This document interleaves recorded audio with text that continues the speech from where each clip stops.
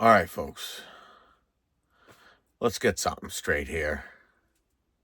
This isn't John Deere's fault. This isn't New Holland's fault. This isn't the government's fault. It's you and your ancestors' fault. I hate to tell you this, and some idiot sitting here in a camper, what's he know? But here's the problem.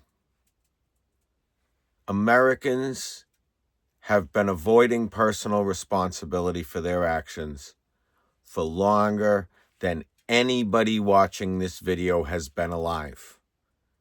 So you don't get to blame this on generation, letter of your choice. You don't get to blame this on time period. You don't even get to blame this really on the semantical dilution of our language, communication failures, anything. This is your fault. The failures of this country, the failures of our government, the failures of big business to act correct, it's your fault. And here's why. Now notice, real quick, when I say it's your fault, I got these three pointing back at me. We're all to blame. Think about this. Currently on the books are laws regulating what the board of a publicly traded company do as part of their role, for example. So a CEO, not necessarily bound by these laws, a chairman of the board or a board member, they are bound by laws. The laws regulate that they must act in the best interest of the shareholders. That sounds noble, sounds good, makes sense, right? Well, what is a shareholder? What is their intent when they purchase stock? It's to make more money. It's to buy the stock and either A, receive annual dividends, or B, be able to sell that stock at a later date for a higher value because the company has grown and attained a higher value. Pardon my constant clearing my throat. It's going to be annoying. So anyway, a stockholder buys stock in a company and says, I want my stock to go up, only up. And I'm going to make dividends, or I'm going to make a sizable profit when I finally sell said stock. So currently there are laws making sure that the board members of a company make sure to grow that company, because that's how you pay dividends. When a company makes profit, it then has to take part of that profit and pay the dividends on its stock. Okay. Why does that law exist? Because that law was going to be popular with the people, or it was demanded by the people. You see, if you go back throughout the history of this country, you're going to find typically these kind of laws only get put in place is the result of a bad actor or a group of bad actors. So CEOs, it's known forever that they've been corrupt and making, bad decisions. You don't hear as much about the boards of these companies because people demanded these laws. So the boards of companies were doing crazy stuff, lying in their pockets, screwing these companies, chewing these companies to bits, eating all the profit out, liquidating anything they could, and then leaving the husk to rot. So people ran to the government and said, oh, government, save us from these bad board members. Save us. Oh, government, save us. So the government put a law in. Well, here's the problem. Not everybody's a stockholder. A lot of people are employees of these companies. They're not stockholders. They just work there. More people, as a matter of fact, are just employees of these companies. So how could that law backfire? So we got screwed. We went to the government and said, help us. The government said, I wonder what we can do. They'll like this law. Definitely. They draft the law in legalese, which, believe it or not, there's actually a legal language that is written and understood by almost no members of Congress. But that's the law language. Laws have to be written in this language. So there's little clerks that run around and explain to our elected leaders what the law text means. But that's a whole nother video. So they draft a law that says anybody that's an elected member of a board has to act in the best interest of shareholders.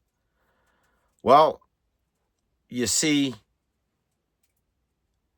the company makes a product and sells that product, and that's where it generates its profit, right? John Deere, Case, Nike, any of these companies. We as the consumer, and there's the asterisk moment. You could be a farmer. You could be a DJ that wears fashion clothes. A John Deere to a farmer is just as important as the latest whatever brand sweatshirt or so on, to the DJ. I'm really sorry about the throat. It's cold here in Maine. We get a little sick. So anyway, we as the consumer are the ones who control these situations now. You see, if John Deere can't increase the price of their product any further due to market sort of regulation, because markets do truly regulate the price of something. A company will charge as much as a market will pay and not a penny more. So if John Deere or Nike or Woolrich Clothing or LL Bean, if these corporations can't raise their prices because you're paying as much as you can, they need to find a way to lower their cost of doing business. And that's because no matter if they are profitable or not, they have to grow. They have to increase dividends for the shareholders. They cannot stagnate, because then shareholders sell stock and value drops when a company starts having a lot of stock sales.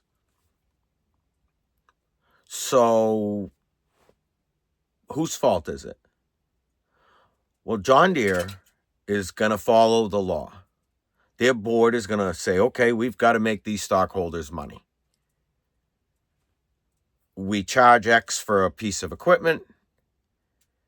We've raised the price 9 times in the last 12 years, and we seem to have reached the ceiling on price. Well, what can we do?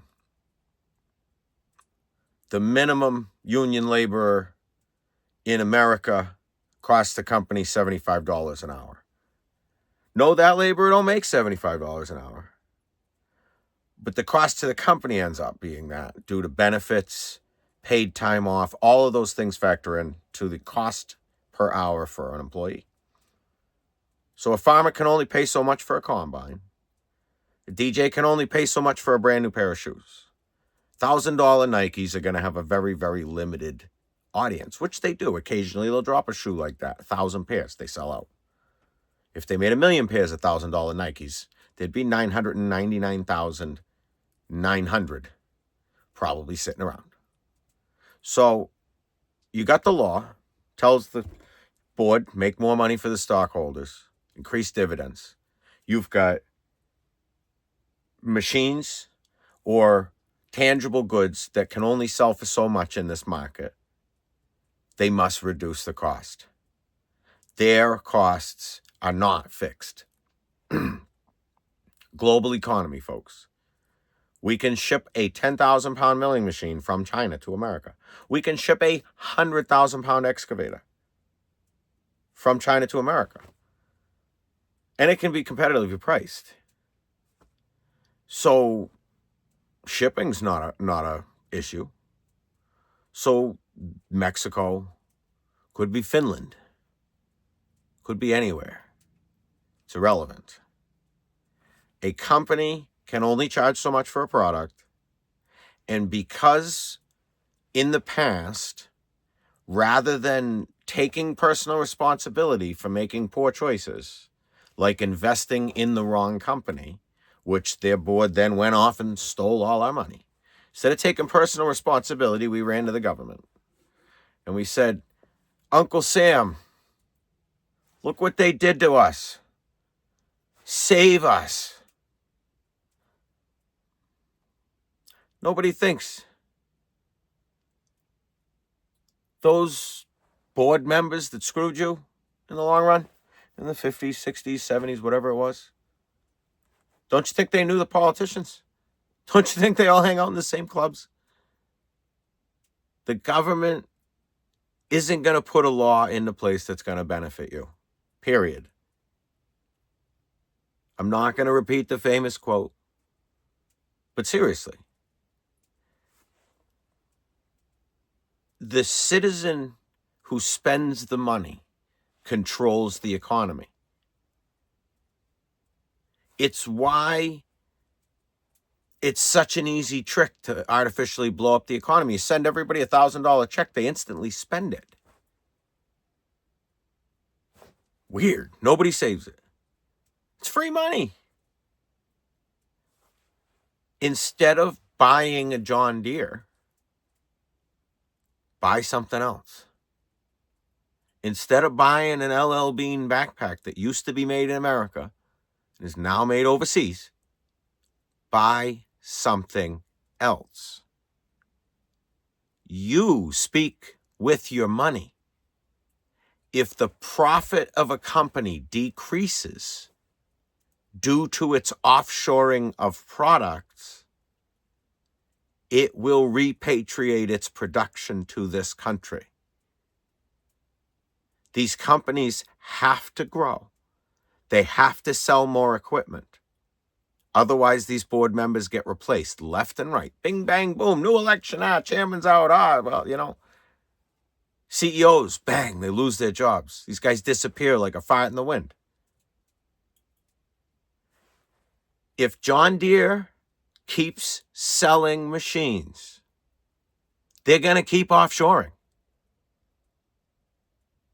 It's your fault. You don't get to complain about the result of your own choice. It's been no mystery that you can't fix your own John Deere for more than 10 years. People still buying 2025 machines. You don't get to complain. You bought a machine knowing you can't fix it. It's your fault. If you bought LL Bean stuff your whole life because of the satisfaction guarantee and it was made in America, stop buying it when they got rid of those things. It's your fault. All these companies want to do is stay in business and follow the law. If there's a tax exemption, they're going to use it. It's following the law. If the law says must act in the best interest of the shareholders, they're going to do it. It's your fault. If it's profitable for a company to offshore their production, they are required to do it. If you buy the product, you contribute to the profit, and you are the problem. This isn't Uncle Sam's fault. We asked for the laws.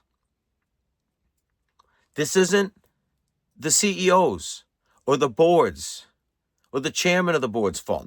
Nope, not their fault. It's your fault. Companies that sell products will always sell them for as much as the market will tolerate and then figure out other ways to increase profit. If you keep buying their junk, they're going to keep making it. Don't you get it? It's your fault.